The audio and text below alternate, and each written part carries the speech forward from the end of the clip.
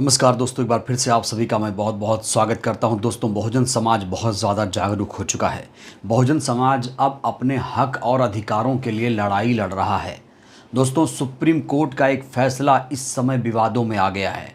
Supreme court के फैसले के खिलाफ बहुजन समाज एकजुट हो गया है।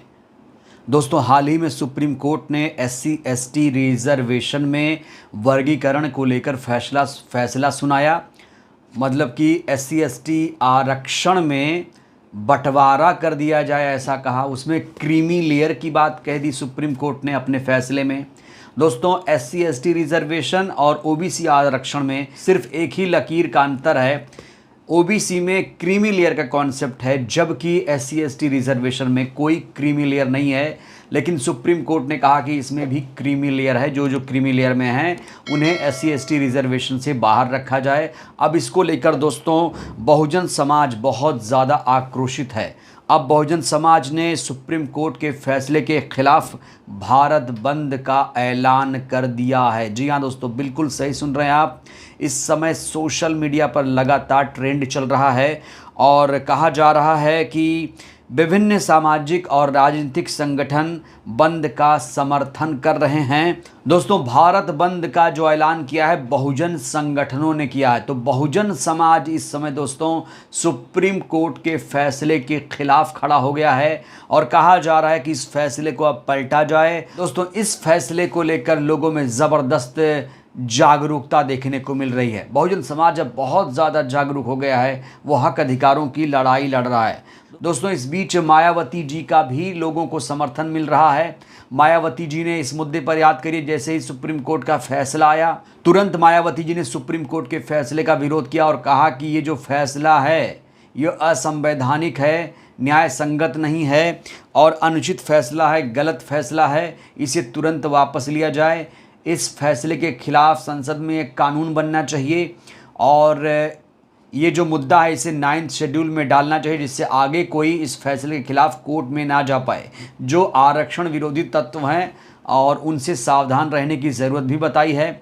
ये तो ट्वीट किया। उसके बाद दोस्तों मायावती जी फिर से मीडिया में आई। मीडिया में आकर बाकायदा उन्होंने प्रेस वार्ता की, पत्रकारों के सवालों का जवाब दिया। मायावती जी दोस्तों इस समय बहुत ज़्यादा एक्टिव हैं। दोस्तों, आपने देखा होगा पिछले दिनों मायावती जी चेन्नई गई थी। जब उनके नेता की हत्या तमिलनाडु में कर दी गई थी तो वो चेन्नई में सड़कों पर उतरी थी और अब मायावती जी हर एक मुद्दे पर बेबाकी से अपनी राय रख रही हैं। अब मायावती जी ने एक बार फिर से प्रेस वार्ता की है इसको लेकर और खुले मंच से ऐलान कर दिया है कि इस फैसले का हम विरोध करते हैं, इस फैसले का हम विरोध करते रहेंगे। ये हमारे हक अधिकारों के खिलाफ है। ये क्योंकि इस फैसले से हमारे हक अधिकार मारे जाएंगे और बहुजन समाज को इस समय दोस्तों एक बहुत बड़ा मसीहा मिल गया है मायावती जी के रूप में। मायावती जी को जो लोग कहते थे ये डीएक्टिव हो चुकी हैं, कुछ नहीं बोल रही हैं, आज वही मायावती जी इस मुद्दे पर, आरक्षण के मुद्दे पर दोस्तों सबसे आगे नजर आ रही हैं। जो लोग आरक्षण बचाओ, संविधान बचाओ का नारा दे रहे थे लोकसभा के चुनाव में, वो इस मुद्दे पर बैकफुट पर हैं।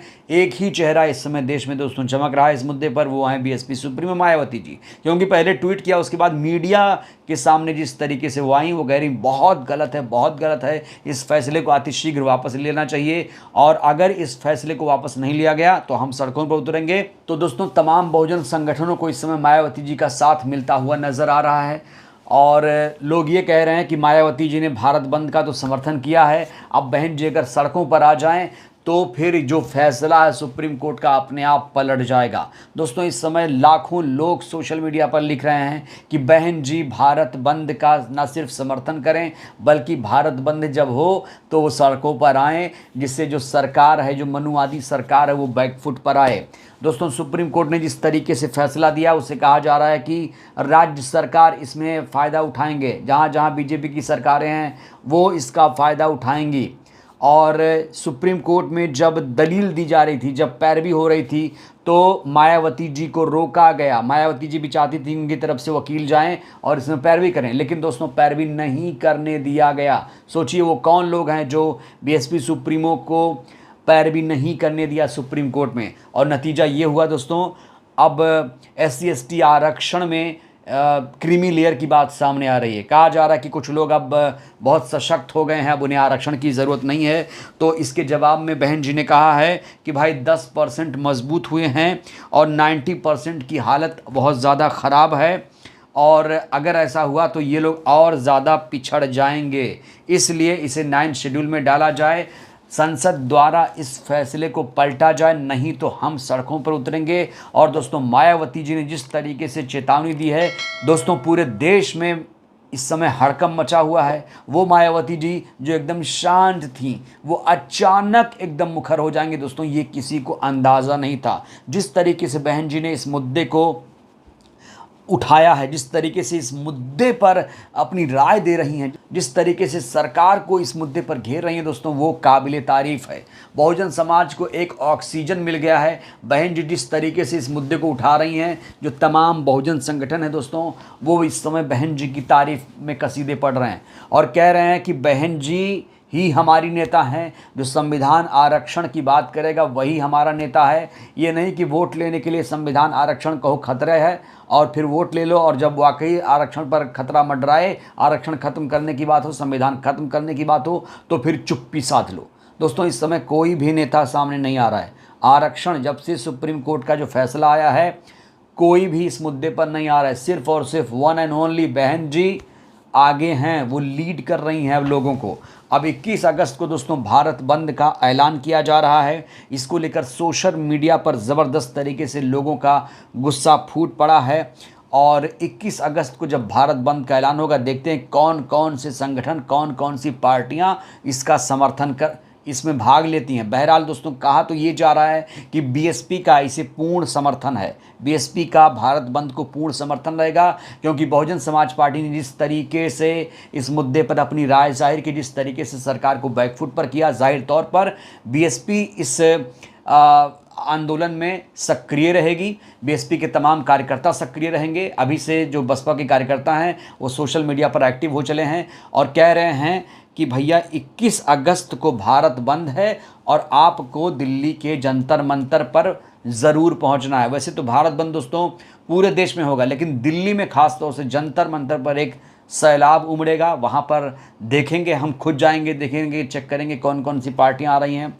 और बहन जी क्या उस दिन लखनऊ की सड़क पर दिखेंगी? दोस्तों ये बहुत बड़ा सवाल है। सबकी निगाहें दोस्तों इस समय बहन जी पर हैं, क्योंकि दोस्तों बहन जी जिस तरीके से इस समय एक्टिव हैं, पूरे देश की निगाहें बहन जी पर हैं। दोस्तों आपको बता दूं कि उत्तर प्रदेश में 10 सीटों पर उपचुनाव होने जा रहा है। उसके बाद 2027 में विधानसभा का चुनाव होगा। इसी साल हरियाणा, महाराष्ट्र में चुनाव है। उसके बाद झारखंड में चुनाव है, बिहार में चुनाव है। इसको लेकर भी मायावती जी काफ़ी एक्टिव हैं। हरियाणा में गठबंधन हुआ है, महाराष्ट्र में भी गठबंधन हो सकता है। इधर लगातार राज्यों के संगठन की समीक्षा बैठक की जा रही है। संगठन मजबूत है, कितना मजबूत है नहीं, पूरे देश में दोस्तों इस समय संगठन को मजबूती देने पर काम चल रहा है। तो बहन जी ने बहुजन समाज के तमाम लोगों को इस समय रिचार्ज कर दिया है। जिस तरीके से उनका वक्तव्य आया, लोग यही उम्मीद कर रहे थे, बहन जी ने वही किया। तो दोस्तों ये बहन जी का मास्टर स्ट्रोक है। अब हमें देखना होगा जब भारत बंद होगा, बहन जी क्या सड़क पर आकर कुछ अपील करेंगी, कुछ कहेंगी। दोस्तों हमारी निगाहें दोस्तों उस खबर पर ज़रूर रहेंगी जब बहन जी भारत बंद के दिन कुछ ऐलान करेंगी। सड़क पर नहीं तो ऑफिस से ही प्रेस वार्ता करेंगी या कुछ करेंगी। दोस्तों सबकी निगाहें हैं, क्योंकि ये जो भारत बंद है ये बहुजन संगठनों ने बुलाया है और सुप्रीम कोर्ट के फैसले के खिलाफ है। बहन जी भी इसके खिलाफ हैं। तो दोस्तों देखना होगा उस दिन क्या होता है। बहरहाल दोस्तों इस वीडियो में इतना ही। आपसे मेरा एक सिंपल सवाल है, क्या बहन जी को भारत बंद के दिन सड़क पर आना चाहिए?